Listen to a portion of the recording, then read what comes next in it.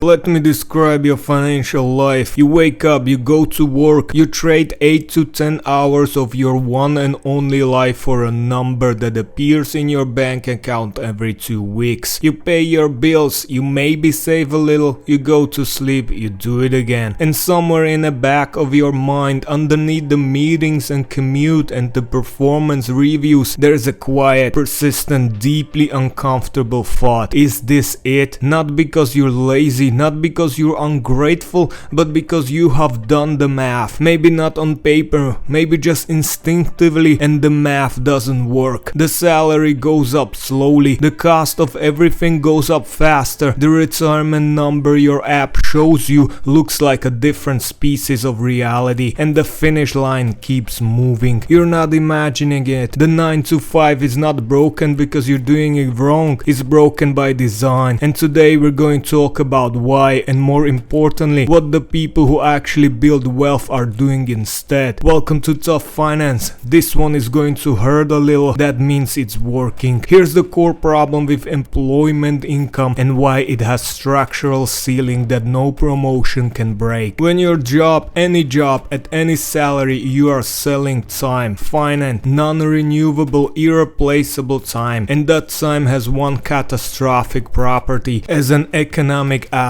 you can only sell it once. There are 8,760 hours in a year. You sleep roughly 2,920 of them. You have approximately 5,840 waking hours per year to sell, spend, or invest. Your employer buys somewhere between 2,000 and 2,500 of them. In exchange, they give you a salary. That salary has a ceiling. The ceiling is roughly what the market pays for someone with your skills in your field, in your geography. You can push against that ceiling through promotions, negotiations, job switches, but the ceiling exists, and it is designed entirely by how much someone else values your time, not how much your time is actually worth to you. Now, here's where it gets structural. As your salary increases, your taxes increases. Your lifestyle tends to increase with it, the famous lifestyle inflation trap, and your time remains exactly as finite as it was when you were making half as much. More money per hour, same numbers of hours, same fundamental constraint. The only way to break the time for money trap is to build income streams that don't require your time to keep running. That's not a motivational poster, that's just math, and getting there is slower, harder, and less glamorous than any financial influencer will admit. Here's the part of that 9 to 5 story that nobody puts in the job offer letter. Employment income is the most heavily taxed form of income that exists in the United States tax code. Read that again. The money you earn by working, by showing up, by contributing, by building someone else's business is taxed more aggressively than almost every other way money can be made. Long-term capital gains, profit from selling investment you've held over a year are taxed at 0, 15 or 20% depending on your income. Qualified dividends, same rates. Carried interest, the income structure used by hedge fund managers, taxed at the capital gain rates. Real estate income, loaded with depreciation deduction that can make taxable income nearly disappear. Meanwhile, your salary, you're honest, show up every day, trade your life for its salary, gets hit with the federal income tax, state income tax, social security tax, Medicare tax, marginal rates that can push it past 40% in high tax states for upper middle class earners. The tax code is not neutral between earning money through work and earning money through assets. It is structurally, deliberately, legally biased towards assets income over labor income. This is not an accident. The people who write tax laws are overwhelmingly asset owners. They have been for 200 years. Your salary is taxed like a punishment. Your investments are taxed like a reward. The system is telling you something. The question is, where are you listening?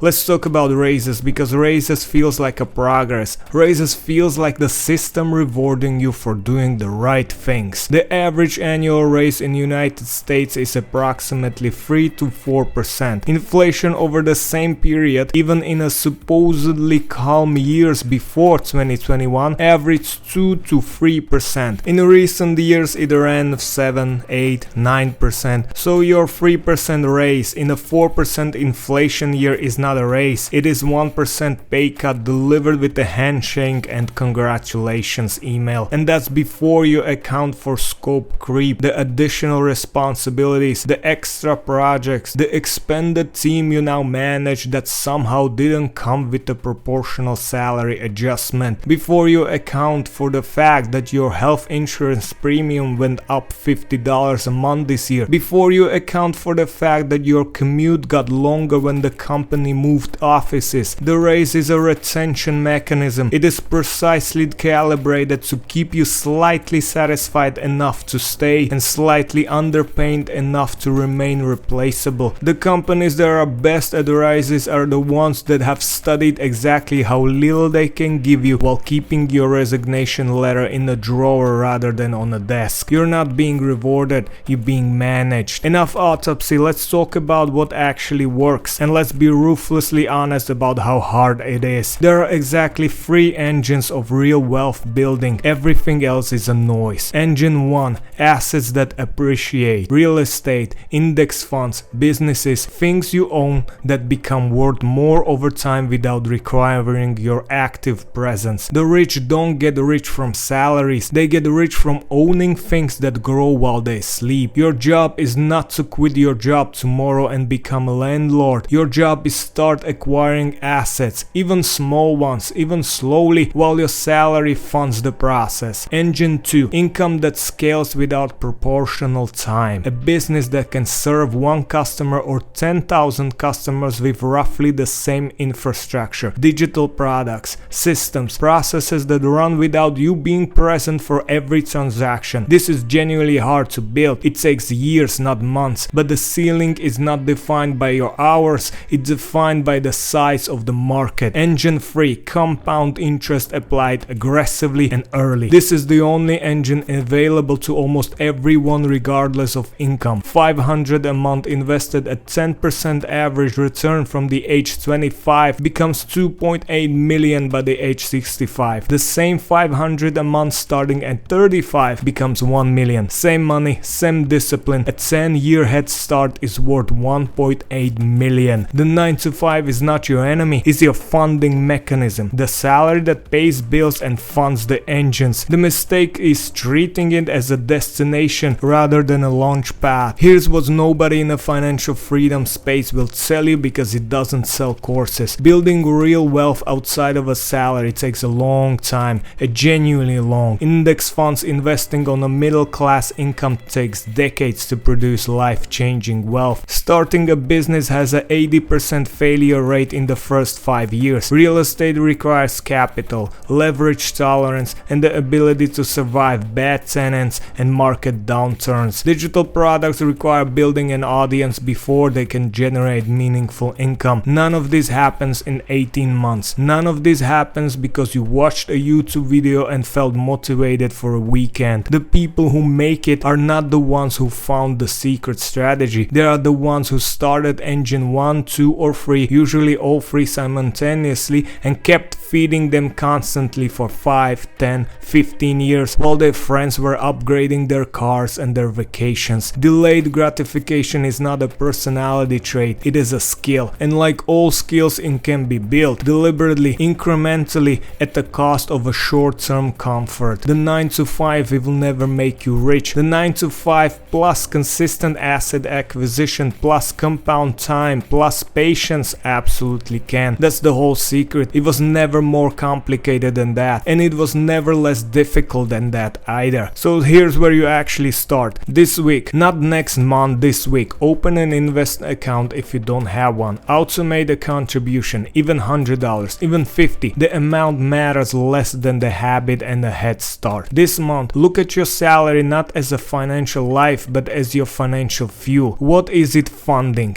If the answer is only bills and consumption, something needs to change. This year, start learning about one asset class. Not all of them. 1. Real estate, index funds, a side business in your field. Pick one and go deep. Not YouTube deep, book deep, research deep. The 9 to 5 is a starting point dressed up as a finish line. Most people retire at a starting point wondering why they never arrived anywhere. You now know the difference. This is the tough finance. We don't sell you the exit, we show you where the door actually is. Subscribe, because the next video is going to make your Monday morning commute even more uncomfortable than this one did. And if you just thought about your own salary while watching this, good, now do something about it.